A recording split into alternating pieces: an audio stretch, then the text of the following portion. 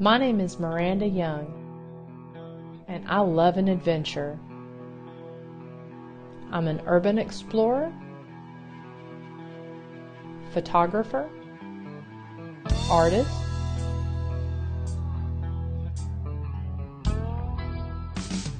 biker chick,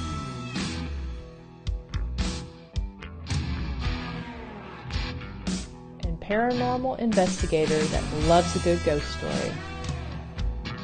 Whether it's exploring an abandoned location or investigating the local legends and lore, I'm ready to hop on my motorcycle and check it out. This is where we're going today.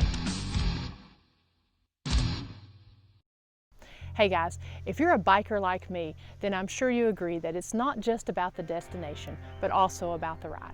Sure, this ride is going to end at the historic R.M. Brooks General Store second annual bike event, but my ride is going to take us through 124 miles of the most beautiful and historic area that the Cumberland Plateau has to offer.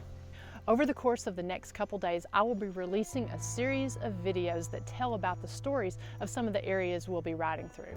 Some of these stories will be historic in nature, others will talk about some of the hauntings. Some you may have heard before, and some you may not. Regardless, I hope you enjoy the first leg of our ride.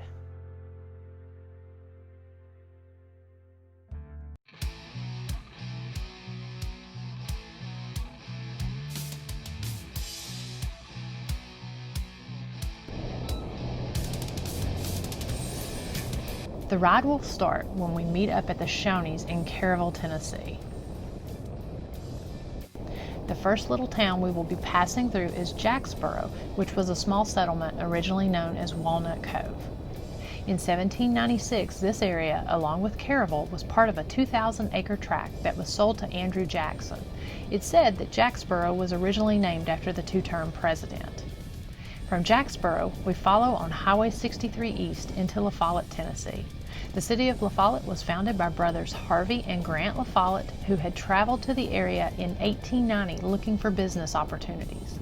The area, originally known as Big Creek Gap, had an abundance of iron deposits, timber, coal, and water resources located in close proximity to each other.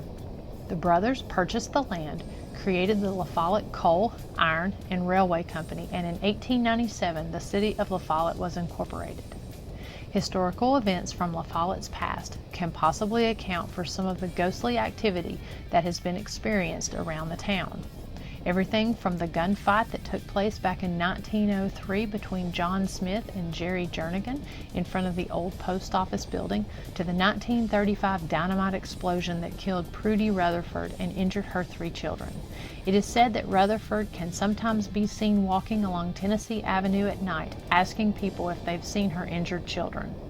Another location that is said to be haunted is the La Follette House, also known as Glen Oaks. The house was built by the founder of the town in 1908 and is believed to be haunted by the spirits of sisters Lucinda and Deidre La Follette.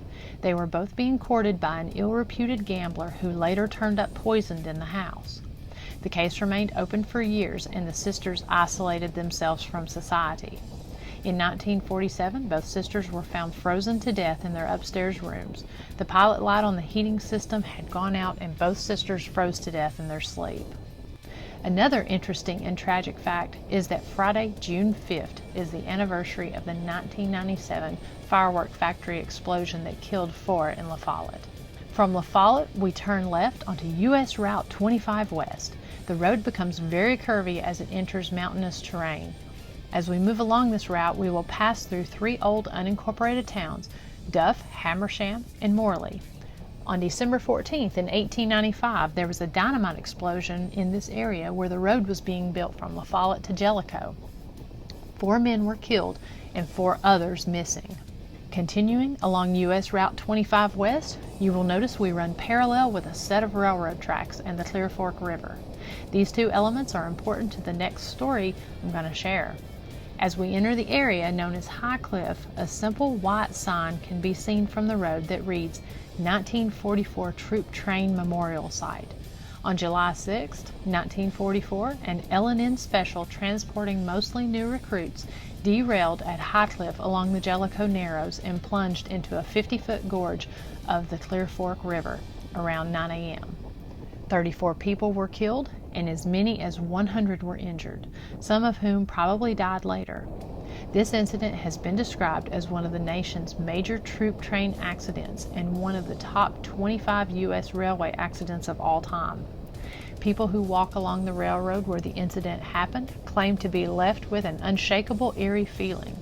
A sense of dread or tension has been reported by those exploring the area, and it's reported that train horns and other unexplainable sounds can be heard throughout the morning. 11 miles on up the road is the city of Jellicoe. Nestled right on the Tennessee-Kentucky state line, Jellicoe has a history of tragic events, and it's no wonder there are so many stories filled with the paranormal from this small town. Throughout the 1890s and early 1900s, Jellicoe was one of the most productive coal fields in Kentucky and Tennessee. In 1906, a railroad car packed with dynamite exploded in Jellicoe, killing 8 and destroying a large section of town. The town quickly recovered. However, many of the buildings in the Main Street area date back to this period. According to locals, some of the reported hauntings are the Jellicoe Post Office and Mine Rescue Center.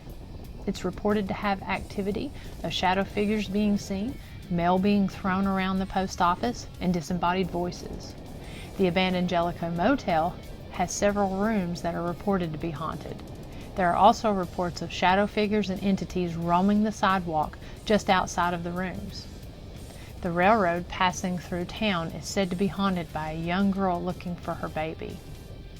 And most of the houses in the area claim to have some type of paranormal activity. As we head on southwest of Jellicoe, we will pass Indian Mountain State Park and on to Tennessee State Route 297, where we will continue our ride through the Cumberland Mountains, passing Newcomb, Elk Valley, and Pioneer. This road boasts beautiful views with sweeping non-aggressive curves that motorcycles are sure to enjoy.